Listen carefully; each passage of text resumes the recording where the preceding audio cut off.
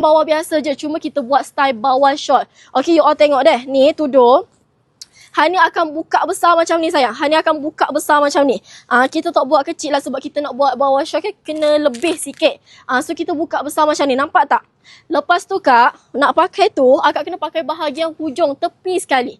Bahagian hujung ni sayang, tepi sekali. Siapa nak warna biru ni, boleh selit juga. Nanti ni buat combo untuk biru ni deh. Akak ni, you all tengok ni kak. Akak pin sini. You all nampak tak? Sebelah pendek, sebelah panjang. Cuma yang bahagian panjang ni kak, akak pusing. Kemaskan lah dah. Kena kemaskan. Bagi labuh, akak nak labuh macam mana, akak bagi tahu. Akak bukan bagi tahu, akak adjust saja. Ni, kemaskan. Pusing ke belakang. Pusing ke belakang sayang. Nampak tak?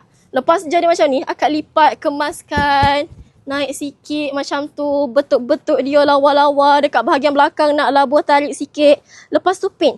Pin sini, pin sini, pin sini. So dia jadilah macam ni. Akak nampak tak? Ni bahagian depan, ni bahagian belakang.